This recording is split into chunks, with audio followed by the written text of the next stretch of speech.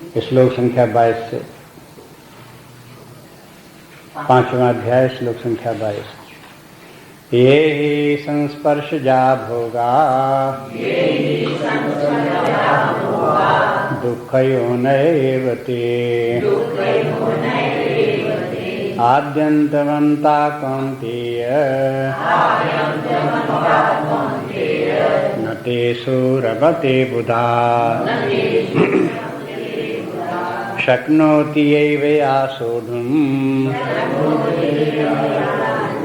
प्राक्शरीरविमोक्षणात् कामक्रोधोद्भवं वेगम् सयुक्ता सा सुखी नरः योऽन्ता सुखोऽन्तरारामः तथान्तरज्योतिरेव यः स योगी ब्रह्मनिर्वाणम् ब्रह्मभूतोऽधिगच्छति योऽन्ता सुखोऽन्तरारामः तथान्तरज्योतिरेव यः स योगी ब्रह्मनिर्वाणम् ब्रह्मभूतोऽधिगच्छति।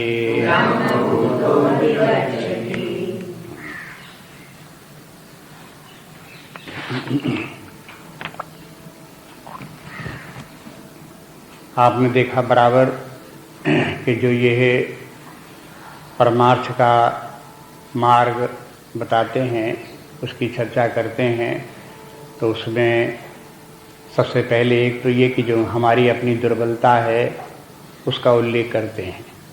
दूसरी बात फिर उस दुर्बलता को दूर करने के लिए साधना क्या करनी चाहिए उसका वर्णन करते हैं। उस साधना के परिणाम स्वरूप क्या होता है, चित्त शुद्ध कैसे होता है उसका वर्णन करते हैं। फिर उसके बाद ज्ञान की आवश्यकता होती है और ज्ञान के द्वारा क्या प्राप्त होता है, कैसे उस परम गति की प्राप्त होती है उसका वर्णन करते हैं। इसमें मुख्य प्रसंग चल रहा है ज्ञान का। आत्मज्ञान ब्रह्म ज्ञान प्राप्त होने पर व्यक्ति की क्या स्थिति होती है, लेकिन उसका वर्णन करने के साथ साथ ये बातें भी बोलते रहते हैं कि हम वर्तमान में कहाँ हैं, साधना करते हुए कैसे कैसे उस लक्ष्य तक पहुँचने वाले हैं। पिछले श्लोक में 2 श्लोक अभी ये पाठ कर रहे थे, उसमें ये बताया देखो इंद्रिय भोग भौतिक जीवन का, इंद्रिय सुख और शारीरिक सुख इतना ही मात्र जीवन का जो है ये सब कुछ जीवन में नहीं है। इसमें अनेक दुख हैं, क्लेश हैं, उनको समझना चाहिए और फिर उनसे छुटकारा पा करके निष्काम कर्मयोग करे, कर्म संन्यास करे, परमात्मा का ध्यान चिंतन करे, परमात्मा को प्राप्त करे। ये व्यक्ति के जीवन का लक्ष्य है। अगर वो अपने जीवन में ये नहीं करता तो अगले जीवन में फिर उसको ये सब मनुष्य शरीर प्राप्त होना और साधना के लिए उसके लिए साधन उपलब्ध होना संदेह की बात है, पता नहीं हो या ना हो। इसलिए व्यक्ति को सावधान होकर के इस जीवन में प्रयास करना चाहिए। ये 23वें श्लोक में बहुत बातें थीं, उसमें एक बात ये भी है कि ज्ञान के द्वारा जो आत्म तत्व परमात्म तत्व की प्राप्ति होती है वो हो इसी जीवन में हो जाती है। और यदि हम इसको कर्मकांड से तुलना करें तो उसका भी यहाँ संकेत मिलता है। दूसरे अध्याय में जहाँ भगवान ने बताया कि कर्मकांड के दोष क्या हैं। वैसे तो व्यक्ति को धर्म के मार्ग पर चलना चाहिए, यज्ञ आदि कर्म करने चाहिए, उनसे स्वर्ग आदि की प्राप्ति होती है, लेकिन उसमें भी दोष है। कल बता रहे थे कि देखो स्वर्गौ स्वल्पंत दुखदाई, स्वर्ग का सुख भी जो वो हो आद्यंत बनता कौन्तेय, वो आदि अंत वाला है। जो धर्म के द्वारा जो कुछ ये स्वर्ग आदि प्राप्त होता है, इसमें जो कमियां हैं उन कमियों को व्यक्ति को अच्छी तरह से समझना चाहिए। ये स्वर्ग की प्राप्ति व्यक्ति को शरीर छोड़ने के बाद दूसरे लोक में प्राप्त होकर के जब जाता है तब वहाँ स्वर्ग का सुख प्राप्त होता है। इस जीवन में तो जो भौतिक सुख हैं उनके साथ बहुत रोग लगे हैं, बहुत झंझटें लगी हुई हैं, बड़ी परेशानियां लगी हुई हैं, लेकिन स्वर्ग में जब जाते हैं तो कल आपको बताया था वहाँ इस प्रकार की समस्या नहीं। वहाँ तो केवल इतना है, जिस सुख की आप कामना करो वो आपको प्राप्त हो गया बस। अब किसी से न लड़ाई न झगड़ा, न कोई कारखाना लगाने की जरूरत, न कहीं कुछ और करने की जरूरत। हाँ, इस प्रकार का ये सुख वहाँ पर है। लेकिन ये सुख भी शरीर छोड़ने के बाद प्राप्त होगा, इस शरीर में तो नहीं होगा। इस शरीर में तो यहाँ पे जिस प्रकार के भोग आपको प्राप्त हैं वही प्राप्त होंगे, उन भोगों के साथ जो तकलीफें हैं वो भी प्राप्त होंगी, समस्याएं जो है वो भी आपको प्राप्त होंगी। स्वर्ग में ऐसा नहीं है। इसलिए स्वर्ग की प्राप्त करने की लोग कामना करते हैं कि वहाँ का सुख निरापद है, उसमें कोई झंझट नहीं, हमें धन कमाने की जरूरत नहीं पड़ेगी, वहाँ कारखाने लगाने की जरूरत नहीं पड़ेगी, कोई व्यवसाय नहीं करना पड़ेगा, बस इच्छा मात्र से स्वर्ग का सुख, वहाँ इंद्रिय सुख, शारीरिक सुख सब प्राप्त हो जाएंगे। लेकिन ये बात तो निश्चित है कि इस प्रकार का सुख, स्वर्ग का सुख इस शरीर में प्राप्त नहीं होता। लेकिन ये जो परमार्थ के द्वारा आत्मज्ञान, ब्रह्म ज्ञान है और उसका अक्षय सुख है, अनादि अनंत सुख है, वो इसी जीवन में प्राप्त हो सकता है और इसी जीवन में ही प्राप्त होता है। अगर कोई ये कल्पना करे कि जैसे स्वर्ग शरीर को छोड़ने के बाद प्राप्त होता है, ऐसे परमात्मा की प्राप्ति और ब्रह्मात्मा के भाव की प्राप्ति शरीर छोड़ने के बाद होगी, तो ये वेदांत सिद्धांत के विरुद्ध है। ऐसा नहीं है। यह है ज्ञान तात्कालिक फल देने वाला है और प्रत्यक्ष फल देने वाला है। आपको अब बताओ कि भाई स्वर्ग का सुख प्राप्त होगा कि नहीं प्राप्त होगा, स्वर्ग जाएंगे कि नहीं जाएंगे, इसमें संदेह हो सकता है। आपको शास्त्रों के ऊपर विश्वास रख करके आपकी वो कार्य करने पड़ेंगे जिससे कि स्वर्ग की प्राप्ति हो। कोई आपको यहाँ स्वर्ग दिखा नहीं सकता। एक ग्रामीण कहावत है कि अपने मरे ही स्वर्ग सूझता है। कोई बिना मरे अपने कह दो कि हमें स्वर्ग दिखाओ, तो यहाँ स्वर्ग नहीं दिखाया जा सकता। लेकिन ये बात जो है, आपको जो ज्ञान का जो लाभ है वो तो इसी जीवन में आपको तत्काल यही दिखाया जा सकता है।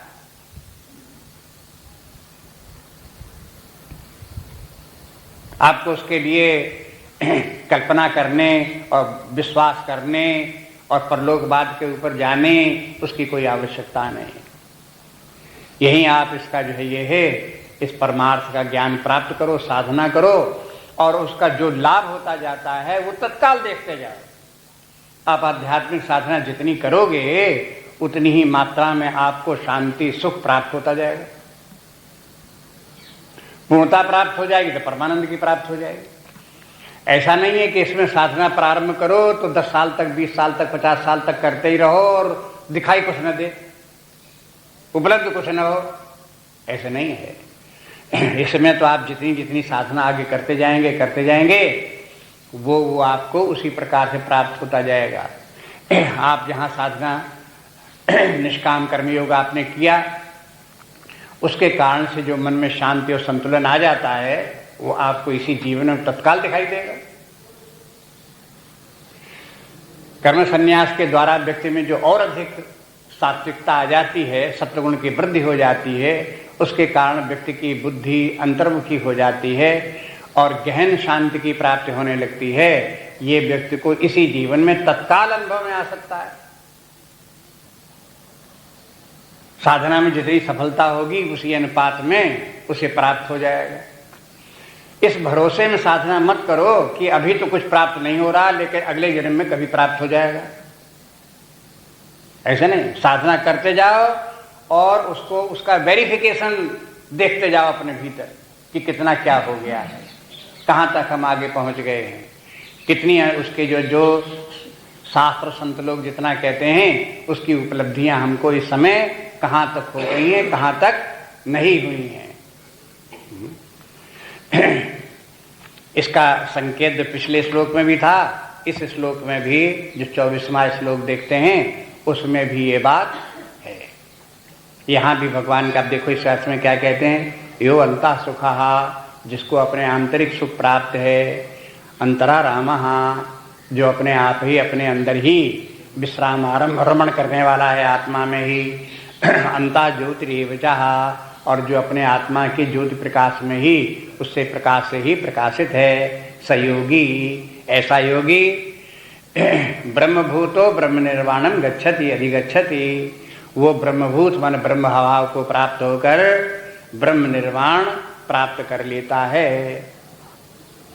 यह ब्रह्मभूतः शब्द पहले कर लो, और ब्रह्म निर्वाणम अधिगच्छति ये बाद में कर लो एक साथ। ब्रह्म निर्वाणम अधिगच्छति, उसे ब्रह्म निर्वाण की प्राप्ति हो जाती है। ब्रह्म निर्वाण कब होता है? ब्रह्मभूतः, जब ब्रह्म भाव को प्राप्त हो जाता है। तो ये जो जितना भी ये कार्य बताया कि यो अंतः सुखः, व्यक्ति को अपने आत्मा का सुख प्राप्त होने लगता है। कब? इसी जीवन में।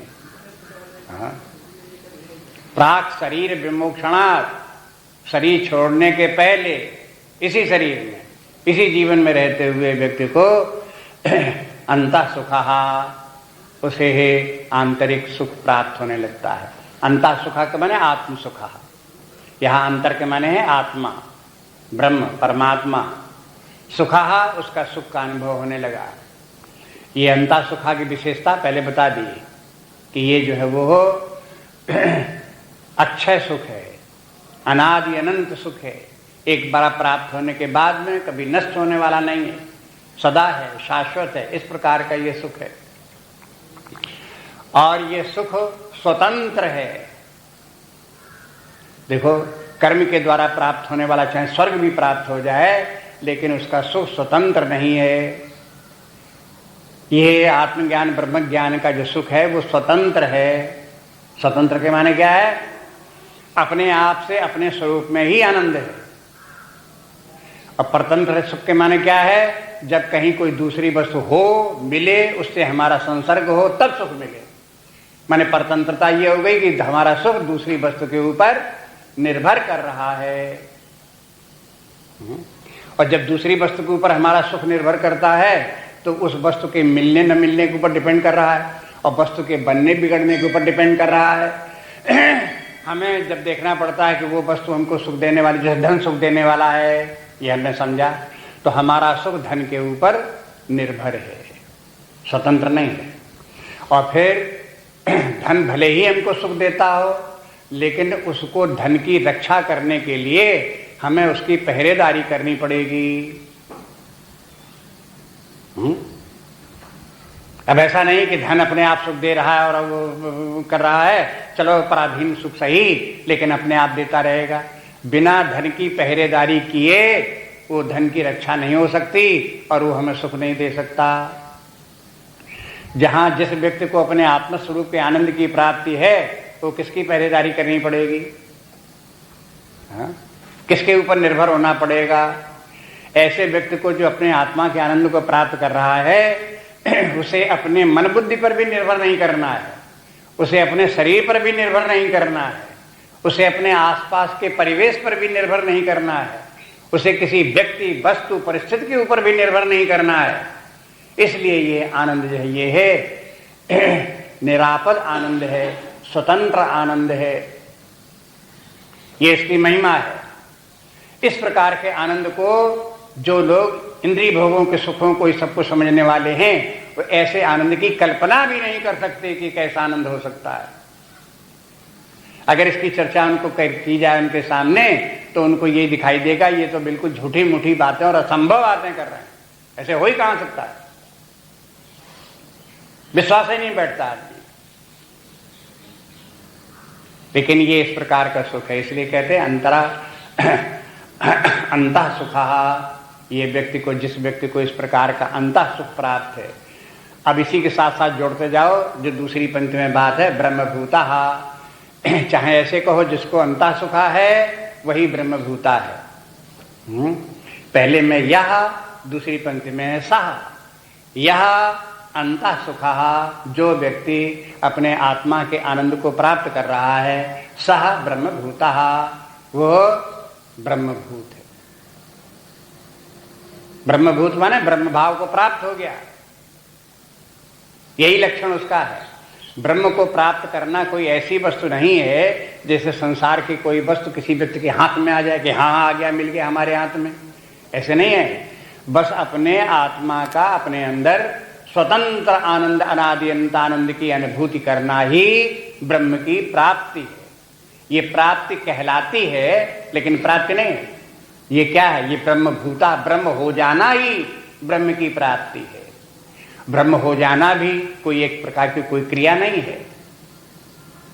ब्रह्म को प्राप्त कर लेना भी कोई क्रिया नहीं है। ब्रह्म भाव को प्राप्त हो जाना भी कोई क्रिया नहीं है। केवल यह है कि ब्रह्म तो हम अनादि अनंत बने ही हुए हैं, हम इस बात को जानते नहीं थे। अज्ञान का जो आवरण था वो केवल हट गया, समझ में आ गया कि ये ब्रह्म तो हम हैं ही हैं, यही ब्रह्म होना है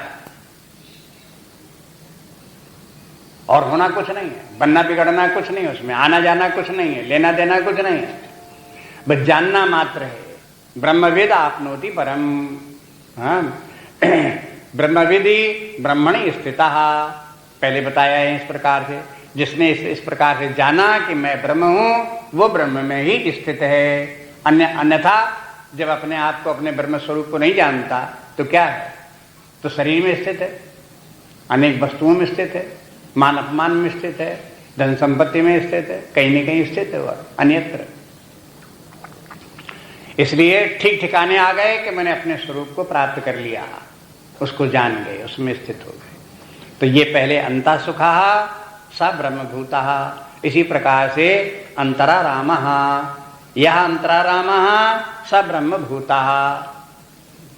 अब देखो, जो व्यक्ति अपने आत्मा के आनंद को प्राप्त कर रहा होगा और अनादि अनंत को सुख को प्राप्त कर रहा होगा, अक्षय अविनाशी सुख को प्राप्त कर रहा होगा, वो अपने उस आनंद को छोड़ करके मानसिक सुख, शारीरिक सुख, विषयों का सुख, धन के सुख के लिए प्रयास करेगा? भागेगा उसकी तरफ? नहीं भागेगा। वही कहते हैं अंतरारामः, वो अपने आनंद में ही रमण करेगा, वहीं रहेगा, उसको छोड़ करके नहीं जाएगा कहीं, सदा उसी में स्थित रहेगा। ये हो गया अंतरारामः। रामा से बन गया आरामः। आरामः को अंतरा आरामः, रामा नहीं, आरामः। आरामः के माने वहीं विश्राम करता है, वहीं ठहरा रहता है, वहीं रमण करता है, वहीं विश्राम करता है। अब वहां विश्राम करने के माने क्या हुआ? अब ये भी औपचारिक है। जैसे ब्रह्म की प्राप्ति औपचारिक शब्द है, यथार्थ उसका अर्थ शाब्दिक अर्थ नहीं है। इसी प्रकार से ब्रह्म में भी रमण करता है, ये भी औपचारिक है, माने ब्रह्म भाव में ही रहता है, उससे हटता नहीं है, बस इतनी बात है। उसमें रमण करने के माने ऐसे नहीं कोई बगीचे में घूम रहा है, जैसे वो घूम रहा है ब्रह्म के भीतर, अपना शरीर लिए, बनाया हुआ कोई शरीर, सूक्ष्म शरीर इत्यादि लिए हुए, एक ब्रह्म जैसा, आकाश जैसा है, उसी में घूम रहा है, ऐसे नहीं कल्पना करो। ये कल्पना करो जो ब्रह्म तत्व है वही हम है, और उससे भिन्न हमारा कोई अस्तित्व नहीं, कोई स्वरूप नहीं, कोई सत्ता नहीं। बस वो ब्रह्म जो है वही भाव में होकर के, तद रूप होकर के, तदाकार होकर के मिश्रित है। ये हो गया अंतरारामा। अंतः ज्योतिरेव च, और कहते हैं कि वो व्यक्ति अंतः ज्योति है। ज्योति के माने प्रकाश, अंतः ज्योति के माने उसको जो प्रकाश दिखाई देता है वो अपने आत्मा का ही प्रकाश है। अब उसको किसी भौतिक प्रकाश की जरूरत नहीं पड़ती, अब उसको किसी मानसिक प्रकाश की जरूरत नहीं पड़ती। अंधेरे में आप बैठे हो तो कहते जरा प्रकाश करो तो दिखाई दे कहाँ कौन है, वहां प्रकाश की जरूरत पड़ेगी।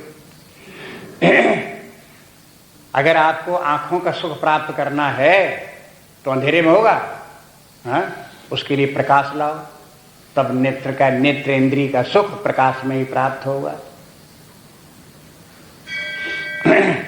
इसलिए इसके ऊपर वेदांत सब खूब विचार किया गया है। कहा कि देखो, दिखाई तो आंखों से देता है, आंखें देखने वाली और वस्तु दिखाई देने वाली है, लेकिन प्रकाश जो है नेत्र का उपकारी है। उपकारी है कि माने क्या है? जब प्रकाश नेत्र को सहायता करता है तब नेत्रों को कोई वस्तु दिखाई देती है, इसलिए उपकारी शब्द का प्रयोग करते हैं। प्रकाश नेत्र का उपकारी है। इसी प्रकार से अन्य जितने भी विषय हैं उनमें सब इसी प्रकार से प्रकाश हैं, उपकारी हैं, उनकी सहायता से इंद्रिय भोगों की प्राप्ति होती है। यहां प्रकाश की जरूरत पड़ती है। अगर कहीं कोई बात आपको जाननी पड़े तो जानने के लिए भी आपको प्रकाश की जरूरत पड़ती है, बौद्धिक प्रकाश। कहते हैं ये श्लोक हमारी समझ में नहीं आता है, थोड़ा इसके ऊपर प्रकाश डालिए। ये कौन सा प्रकाश है? आप कौन सा प्रकाश चाहते हो कि इस श्लोक के ऊपर प्रकाश डालिए? ये एक बौद्धिक प्रकाश है। जब बुद्धि के द्वारा वो बात एक्सप्लेन की जाती है तो दूसरी बुद्धि में उसी बौद्धिक प्रकाश में ही वो बात समझ में आती है। ये भी एक प्रकाश है। लेकिन अपने आत्मस्वरूप में जो आनंद की अनुभूति होती है वो किस प्रकाश में होती है? कोई दूसरा प्रकाश नहीं। आत्मा स्वयं प्रकाश स्वरूप है, आनंद स्वयं प्रकाश स्वरूप है। उसी आनंद से ही आनंद की अनुभूति होती है, उसमें किसी अन्य प्रकाश की आवश्यकता नहीं पड़ती।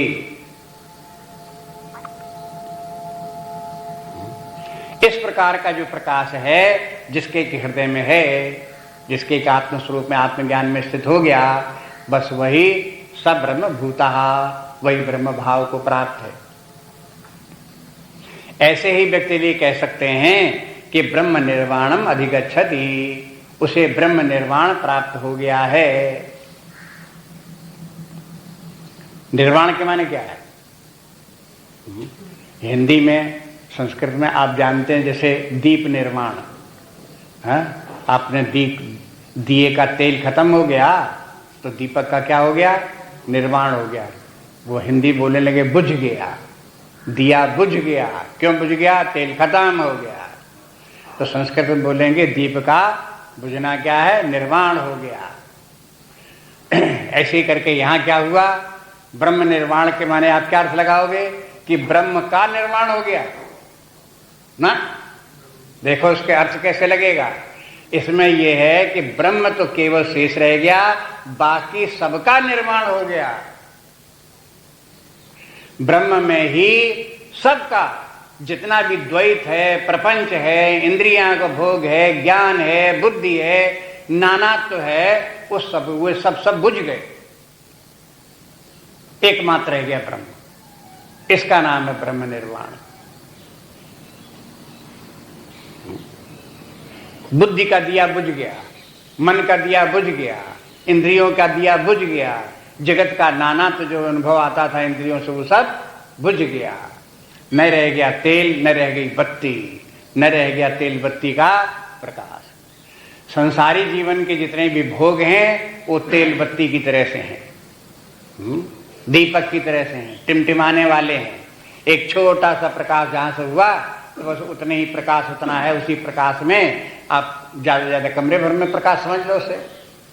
बहुत बड़ा का प्रकाश हो, बाहर आप प्रकाश लगाते हो, आजकल बिजली का बड़ा भारी प्रकाश लगाते हो आसमान में, तो हो सकता है मील तक, उसके 1 मील भर तक दिखाई दे प्रकाश। बस सूर्य का भी प्रकाश, उसकी भी अपनी सीमा है। पृथ्वी के एक तरफ प्रकाश, दूसरी तरफ घटाटोप अंधकार, सब जगह प्रकाश नहीं। इस प्रकार देखते हैं ये सब जितने भी प्रकाश हैं ये सब सीमित प्रकाश हैं, अल्प हैं। लेकिन आत्मा का जो प्रकाश है वो अनंत है, सर्वव्यापी है, जिसकी कहीं न आदि दिखाई दे न जहां कहीं उसका अंत दिखाई दे। ऐसा प्रकाश हो सर्वत्र व्यापक। और फिर देखो भौतिक जितने भी प्रकाश हैं उन प्रकाशों को भी यह आपके आत्म चेतना का प्रकाश प्रकाशित करता है। भौतिक प्रकाश, कोई भी भौतिक प्रकाश आत्मा के प्रकाश को प्रकाशित नहीं करता। एक चेतना का प्रकाश है, एक भौतिक प्रकाश है, चाहे दीपक का हो चाहे सूर्य का हो। कौन किसको प्रकाशित करता है? आप देखो कि दिया के प्रकाश में, सूर्य के प्रकाश में अपनी चेतना दिखाई देती है क्या? अगर वो प्रकाश ना हो तो चेतना नहीं अनुभव आएगी। आप देखो कि बाहरी प्रकाश की जरूरत नहीं, चेतना अपने आप से प्रकाशित हो रही। लेकिन ये चेतना ना हो तो आपको भौतिक प्रकाश का समझ में आएगा, दिखाई देगा, अनुभव में आएगा। हाँ, इसलिए इन दोनों प्रकाशों में कौन प्रकाश श्रेष्ठ है? भौतिक प्रकाश श्रेष्ठ है कि चेतना का प्रकाश श्रेष्ठ है? हाँ, देखो कभी विचार नहीं करते, समझते कि प्रकाश की महिमा सब कुछ है। अरे भाई, चेतना की महिमा उससे 1000 गुनी ज्यादा है। बिना चेतना के प्रकाश से भौतिक प्रकाश तो जाना तक नहीं जा सकता। यानी भौतिक प्रकाश चेतना के प्रकाश के ऊपर अवलंबित हैं, आश्रित हैं, लेकिन आत्मा का, चेतना का प्रकाश भौतिक प्रकाश पर आश्रित नहीं है, स्वतंत्र सत्ता वाला प्रकाश है। उसको प्रकाशित होने के लिए किसी अन्य प्रकाश की आवश्यकता नहीं पड़ती। स्वयं ज्योति इसीलिए कहलाता है। ये आत्मा स्वयं ज्योति, स्वयं प्रकाश स्वरूप, इस प्रकार से बोलते हैं। तो उसी को बताते हैं भगवान के, देखो ये है, इस प्रकार का है। जहाँ वो हो, ब्रह्म निर्वाण को प्राप्त हो गया तो और कुछ भी ना हो तो भी ये है आनंद उपलब्ध है। अन्य कुछ भी ना हो तो भी ये प्रकाशवान है। अन्य कुछ भी न हो तो भी ये विश्राम का स्थल है, शांति का स्थल है। यहाँ फिर भी इसमें शांति प्राप्त है। इस प्रकार से इसमें स्वतंत्रता है, ये परम स्वतंत्रता इसमें है। इस अवस्था में आकर के ऐसी स्वतंत्रता है, ऐसी स्वतंत्रता है कि इसे बोलते हैं वेदांत में स्वराट। स्वराट, राट के माने है अपना राजा, स्वराट माने अपने आप अपना राजा है। बस, ये किसी के ऊपर निर्भर होने वाला नहीं, किसी प्रकार से निर्भर होने वाला नहीं। न मन बुद्धि के ऊपर निर्भर है, न शरीर के निर्भर है, न परिस्थितियों पर निर्भर है, न धन संपत्ति पर निर्भर है, न लोक लोकांतर पर निर्भर है, न स्वर्ग पर निर्भर है। यहाँ तक कि यह जो स्वरूप अपना है, आत्म स्वरूप, ये ईश्वर के ऊपर भी निर्भर नहीं है।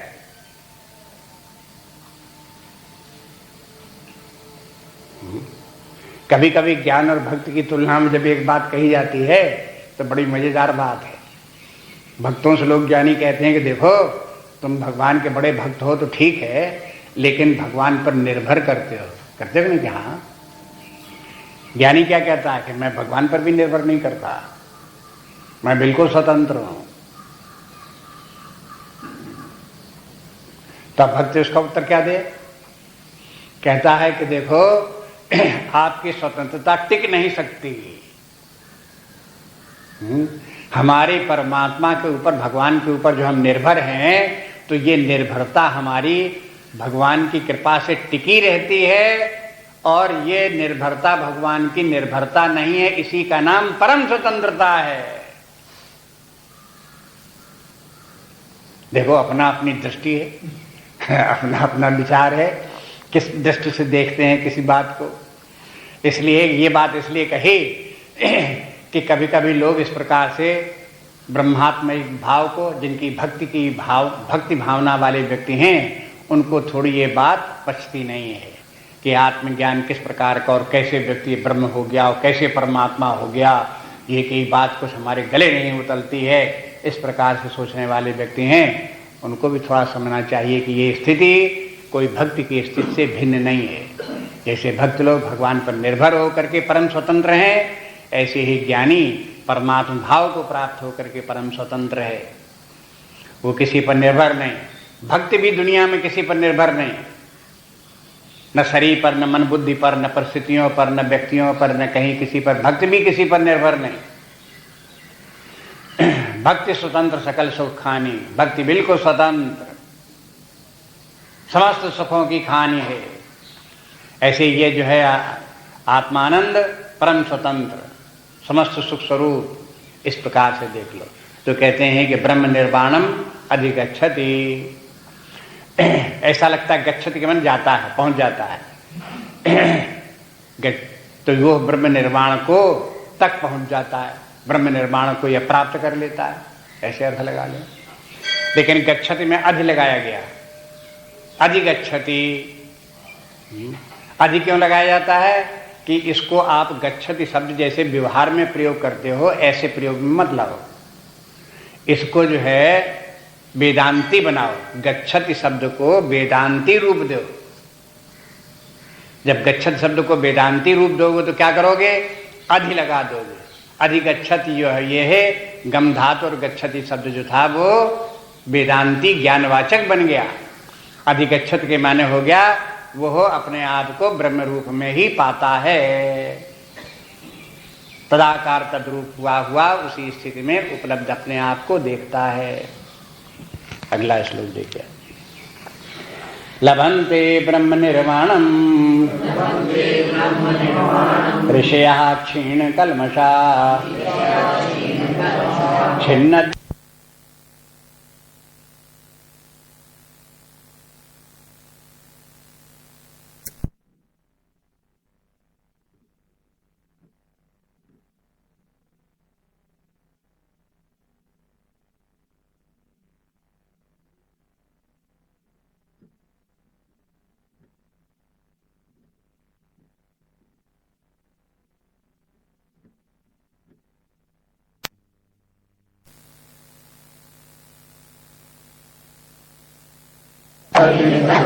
क्षम्यद्वैतात्मानः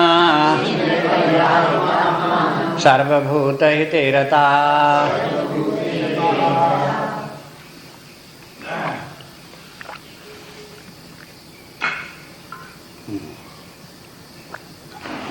लभन्ते ब्रह्म निर्वाणम। ब्रह्म निर्वाण लभन्ते, ब्रह्म निर्वाण को प्राप्त करते हैं। लभति लभता लभन्ते, लभन्ते बहुवचन में हो गया। वे सब लोग जो हैं ब्रह्म निर्वाण को प्राप्त कर लेते हैं। कौन? ऋषयः, ऋषि का बहुवचन हो गया ऋषय। सभी ऋषियों को ब्रह्म निर्वाण, सभी ऋषि ब्रह्म निर्वाण प्राप्त कर लेते हैं।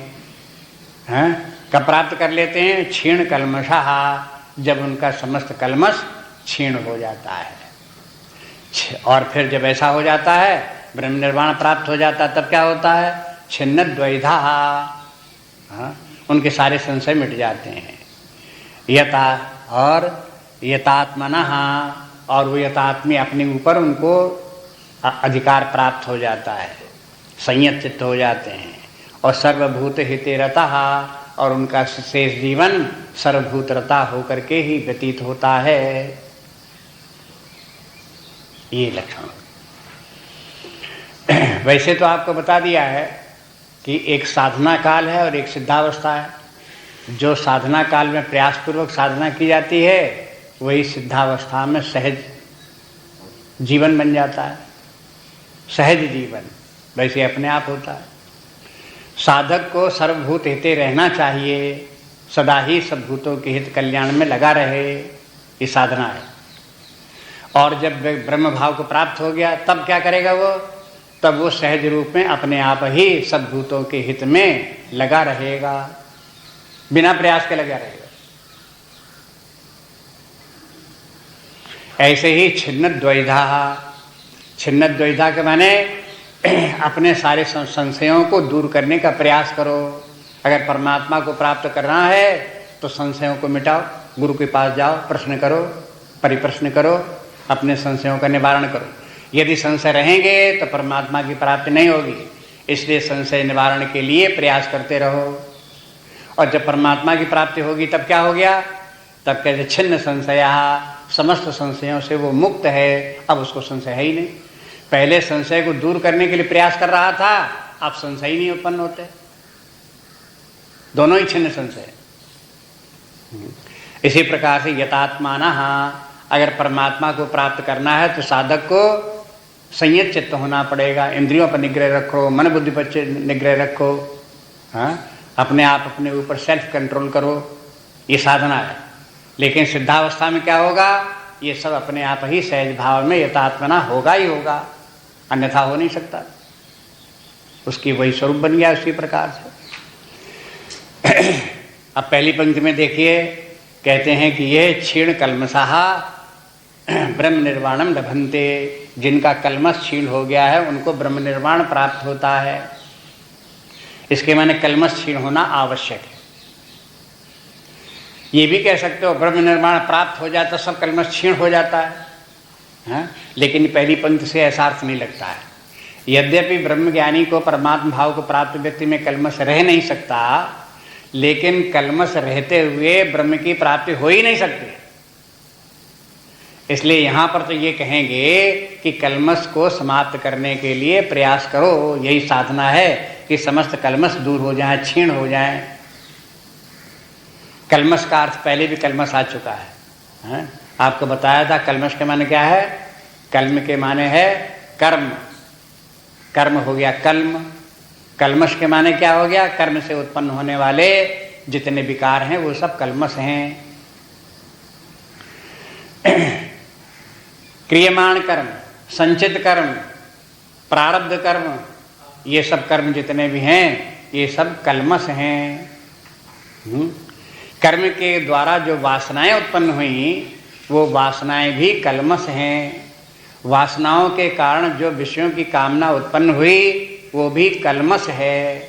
उन वासनाओं के पीछे व्यक्ति सकाम कर्म करने लगा तो वो भी कल्मश है। विषय भोग उसे प्राप्त हो गए और उनमें लिप्त हो गया तो वो भी कल्मश है। ये सब जितना भी चक्र है, कर्म चक्र जितना भी है, वो समस्त कर्म चक्र कल्मश है।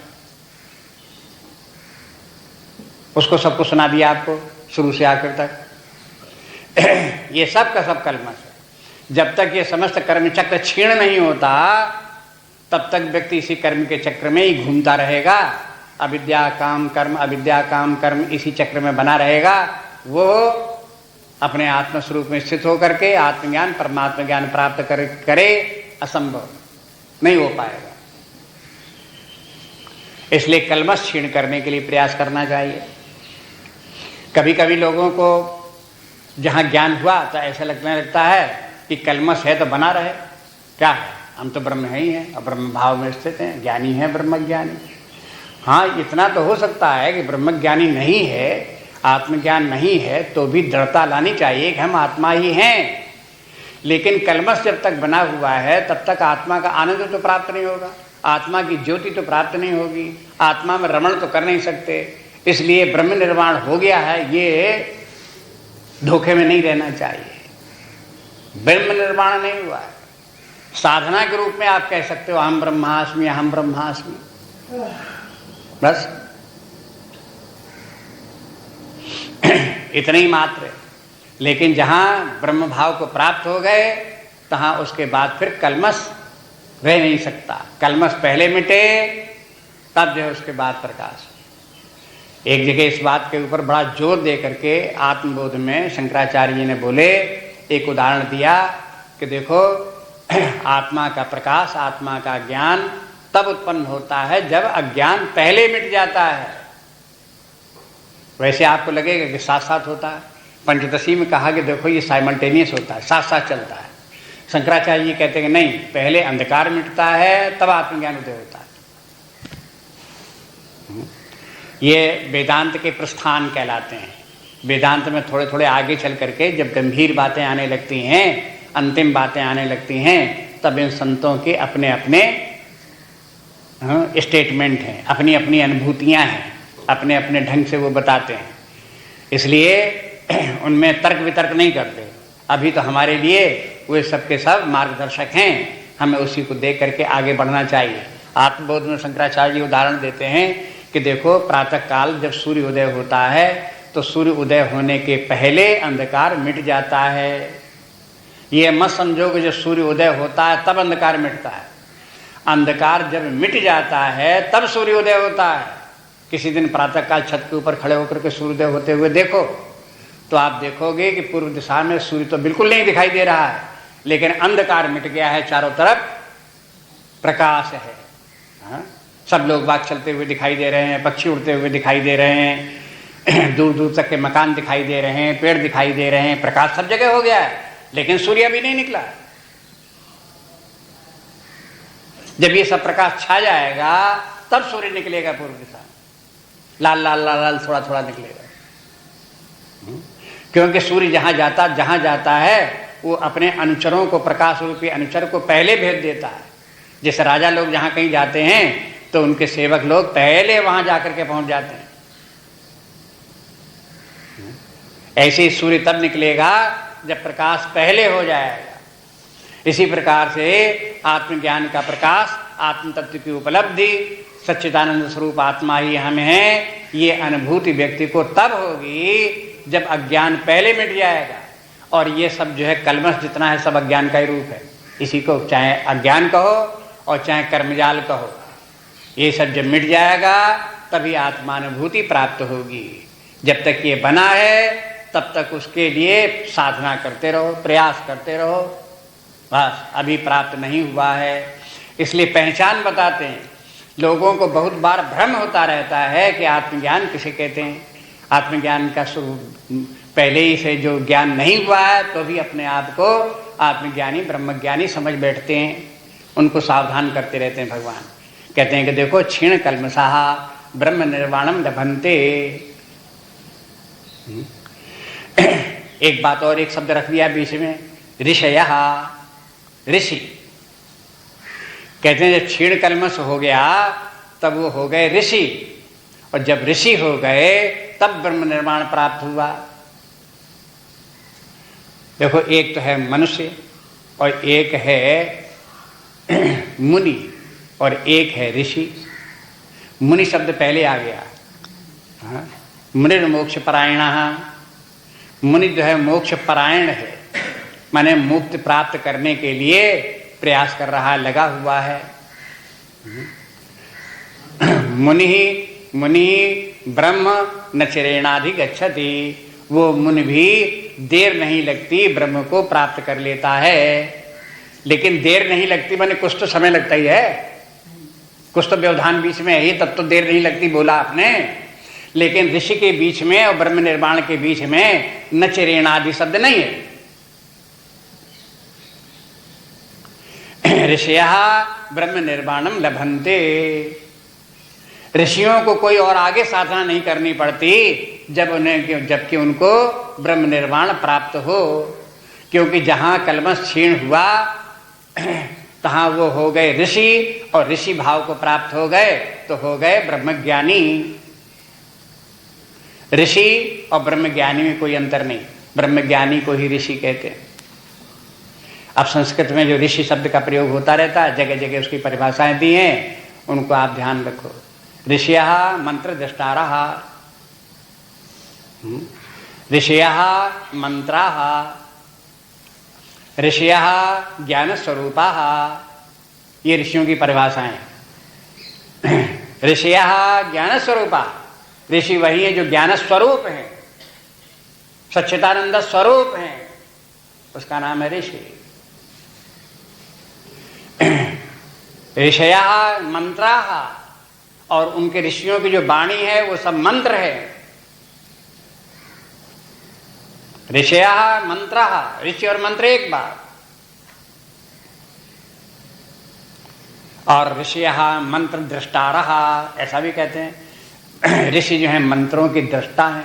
दृष्टा के मन ऋषियों को मंत्र के अर्थ साक्षात अनुभव में आ रहा है। मंत्रों में बोला गया परमात्मा सच्चिदानंद स्वरूप है। रसो वैसा मंत्र है, वो परमात्मा आनंद स्वरूप है, आनंदो ब्रह्म। अब ये मंत्र है। अब ये मंत्र ऋषि को तो इस मंत्र का अर्थ दिखाई देता है, अनुभव में आता है। हाँ ये रहा ब्रह्म और ये आनंद स्वरूप रहा है, आनंद स्वरूप। जैसा मंत्र बोल रहा है वैसा ही हम अनुभव कर रहे हैं, तो ये हो गया ऋषि। इसलिए इतनी बात हुई कि बने व्यक्ति जो इस प्रकार से ब्रह्म निर्वाण को प्राप्त होगा वो ऋषि है। लेकिन ऋषि के माने यह नहीं है कि वो सन्यासी हो, गृहस्थ न हो। गृहस्थ और सन्यासी का भेद नहीं है। ऋषि की परिभाषा अपनी है। ऐसे नहीं कहते हैं कि गृहस्थ ऋषि नहीं हो सकता, सन्यासी ही ऋषि होगा, ऐसा नहीं। याज्ञवल्क्य जैसे ऋषि हो गए, भरद्वाज जैसे ऋषि हो गए, ये लोग गृहस्थ थे। गृहस्थ होते हुए भी ऋषि हैं। कहाँ तक पहुँच गए? गृहस्थ रहते हुए भी ब्रह्म निर्वाण को प्राप्त हो गए, ब्रह्म भाव को प्राप्त हो गए। इसलिए गृहस्थों को चिंता नहीं करनी चाहिए। अरे साहब हम तो गृहस्थ हैं, हम क्या कर सकते हैं। ये क्या हो गया? ये भी एक अज्ञान है, धोखे में हो। इसलिए बोलते हैं कि देखो उनको बराबर पुराणों में इतिहास आता रहता है गृहस्थों का। एक नहीं हजारों लाखों गृहस्थ लोग जो है वो इस प्रकार से ब्रह्म भाव को प्राप्त हो गए, मुक्त हो गए, ब्रह्मज्ञानी हो गए, शांत चित्त परमात्मा भाव में लिप्त स्थित रहने वाले, सदा आनंद में प्रसन्न रहने वाले, इस प्रकार की स्थिति को प्राप्त हो गए, बिल्कुल विरक्त। ऋषि भी विरक्त होगा गृहस्थ, लेकिन गृहस्थ होकर के भी विरक्त। ये इन बात को देखो, ऊपर से दिखाई देता गृहस्थ, भीतर से अपने हृदय में विरक्त। ऐसे करके ये जो है ये है क्षीण कल्मषाः छिन्न द्वैधा का अर्थ बताई दिया। ये तात्माना हो गया सर्वभूत हिते रतः। सर्वभूत हिते रता पर थोड़ी बात और देखो। सर्वभूत हितः, सर्वभूत के हित में लगा रहने वाला। हित क्या चीज है? ये सब भूत के माने समस्त प्राणी हो गया, मनुष्य ही नहीं बल्कि सब प्राणी। भूत के माने प्राणी मात्र, मनुष्य मात्र नहीं। अगर आपकी बुद्धि ज्यादा फैल न रही हो, विकास न उतना स्वीकार न करने को तैयार हो, तो कम से कम मनुष्य मात्र तो मान ही लो। जो मनुष्य मात्र के हित के लिए लगा हो, अगर और बुद्धि आपकी काम करे, फैल सकते हो, तो आप कहो कि उसमें जितने और प्राणी आते हैं उनको सब भी समेट लो, उनके सबके हित की बात सोचो, सबके हित में लगे रहो, तब हुआ सर्वभूत हिते रहता है। और हित के माने क्या हुआ? हित किस बात में है? तो देखो एक जो है वो कौशितकी उपनिषद है, उसमें एक राजा प्रतर्दन थे और इंद्र थे। इंद्र की उपासना प्रतर्दन ने की और बहुत दिनों तक उनकी तपस्या करते करते, उपासना करते करते इंद्र प्रसन्न हो गए और राजा प्रतर्दन से कहा कि हम आ गए, बोलो तुम क्या चाहते हो, क्यों याद कर रहे थे हमको? तो प्रतर्दन ने कहा कि भगवान हम आपका इसलिए स्मरण कर रहे थे कि आपके दर्शन प्राप्त हों। तो कहा कि हमारे दर्शन तो प्राप्त हो गए तुमको, आप बताओ तुम हमसे क्या वरदान मांगते हो, क्या चाहते हो? प्रतर्दन ने कहा कि हमें ये नहीं पता है कि क्या मांगना चाहिए, क्या नहीं मांगना चाहिए। आप स्वयं बताओ कि सबसे अधिक हितकारी हमारे लिए क्या है, जो हमारे लिए हितकर हो वही आप करिए, वही हमें बताइए। इंद्र ने कहा कि मनुष्य के लिए सबसे हितकारी आत्मज्ञान ब्रह्म ज्ञान है, वही हम तुमको बताते हैं। बस यहीं से उपनिषद शुरू हो गया। उपनिषद के माने क्या है? ब्रह्म ज्ञान विद्या, ब्रह्म विद्या प्रारंभ हो गई। इंद्र ब्रह्म विद्या देने लगे, आत्मज्ञान ब्रह्म ज्ञान सिखाने लगे, प्रदर्शन सीखने लगे। क्यों? कि यही सबसे अधिक हितकारी है। अपने चिन्मय मिशन में भी जो मोटो है, मिशन के लोग बाग हैं वो जानते होंगे, to give maximum happiness to maximum people for maximum time. अधिक से अधिक लोगों को अधिक से अधिक काल के लिए अधिक से अधिक सुख देना ही हमारा उद्देश्य है। ये कैसे हो सकता है? ये केवल ब्रह्म विद्या सिखाने से ही हो सकता है। ब्रह्म विद्या थोड़ी बहुत शुरू में, बीच में, अंत में अगर थोड़ी भी सिखा दी, बता दी, तो ये क्या कर रहे हैं? उस व्यक्ति का हित कर रहे हैं। इससे बड़ा हित नहीं है। इसी में उसको आनंद है, इसी में सुख प्राप्त होगा।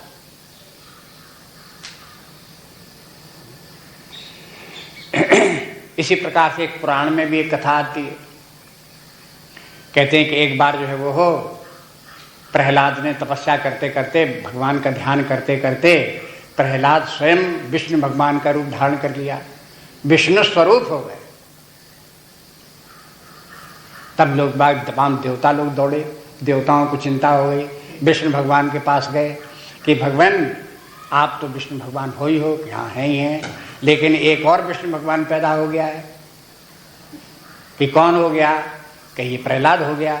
अब दो दो विष्णु भगवान होंगे तो कैसे काम चलेगा? किसकी पूजा की जाएगी, किसकी आराधना की जाएगी?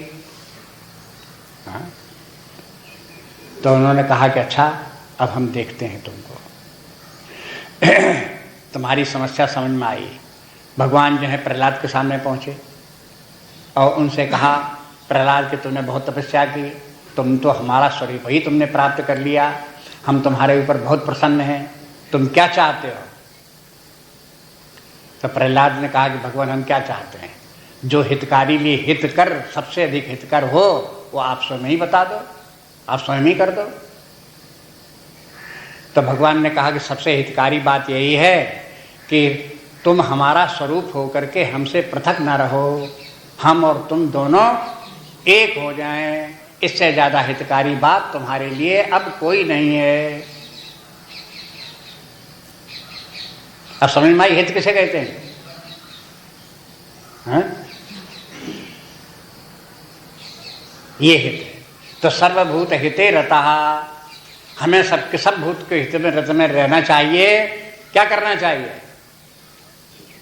हाँ? स्वयं ही ये है परम पवित्र ज्ञान, ये परम मूल्यवान ज्ञान अर्जित करना चाहिए, उसमें स्थित रहें और दूसरे लोगों को भी इसी ज्ञान को का प्रकाश देते रहें, उनको भी इसी रास्ते पर आगे बढ़ने के लिए प्रेरणा देते रहें, जिससे कालांतर में उनको भी यह आनंद प्राप्त हो सके। इससे बड़े हित की बात कुछ नहीं है। कहा कि भूखा व्यक्ति होगा तो ये काम कैसे हित करेगा ये? तो देखो ब्रह्म विद्या ये कहती है कि ये ब्रह्म विद्या सबका हित करती है, भूखों का भी हित करती है, दरिद्रियों का भी हित करती है, धनी व्यक्ति जो है उनका भी हित करती है, सबका हित करने वाली है। इसलिए शंका मत करो।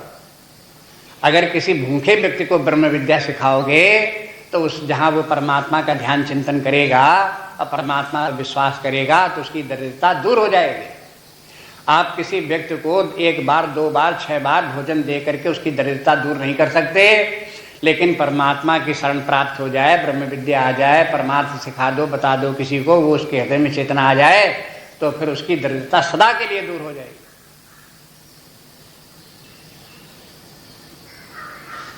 जैसे एक उदाहरण बताऊं मैं आपको कि मान लो कि कहीं एक युवक हो और कहे कि हम तो भूखों मरे जा रहे हैं, इतना पढ़ा लिखा लेकिन भूखों मर रहे हैं। कहती भूखों मर रहे, चलो हम तुमको खिला देते हैं।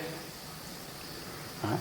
एक बात तो ये हुई, और दूसरी बात ये हुई कि अगर तुम भूखों मर रहे हो तो चलो हम तुमको नौकरी दिलाई दे रहे हैं। हाँ? काम करो तुम भूखों नहीं मरोगे। अब बताओ दोनों में से किस बात में उपकार है? हाँ? आपको स्वयं समझ में आ जाएगा। बस इसी प्रकार से यह है कि भौतिक जीवन के जितने भी क्लेश हैं उनके निवारण करने के लिए एक दवा, और वो है ये अध्यात्म विद्या।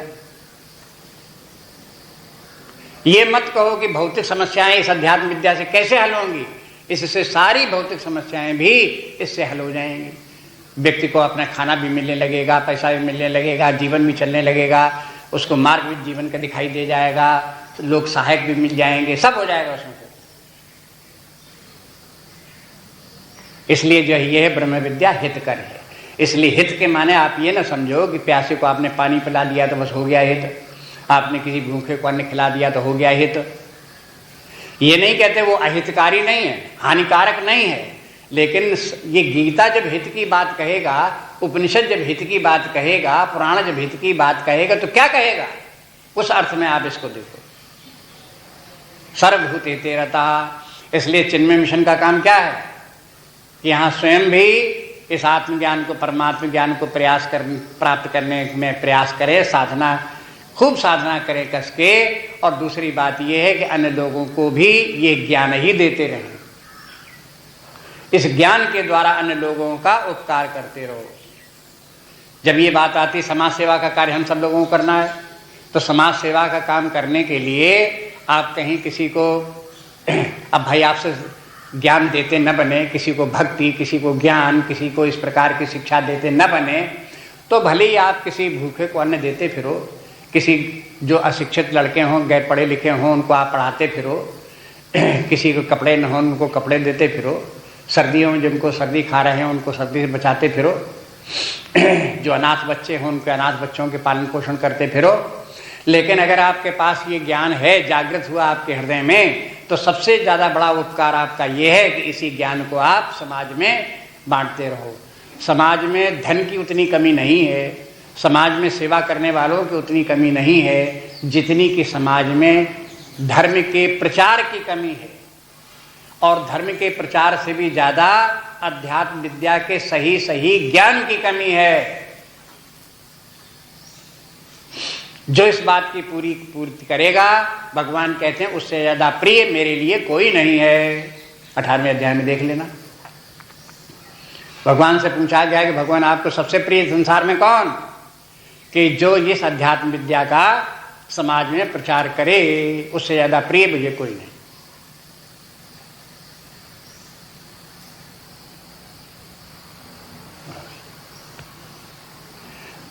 आगे कल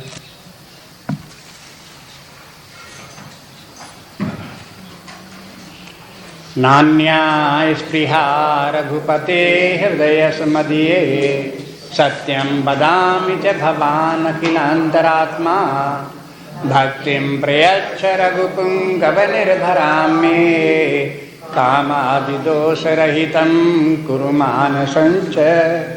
श्रीराम जय जय राम, श्रीराम जय जय राम, श्रीराम जय जय राम, श्रीराम जय जय राम, श्रीराम जय जय राम, श्रीराम जय जय राम, श्रीराम जय जय राम, श्रीराम जय जय राम, श्रीराम जय जय राम, श्रीराम जय जय राम,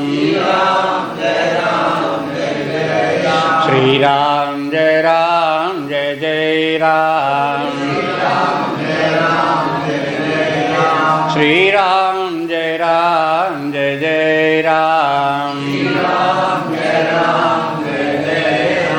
श्रीराम जय जय राम, श्रीराम जय जय राम, श्रीराम जय जय राम, श्रीराम जय जय राम, श्रीराम जय जय राम, श्रीराम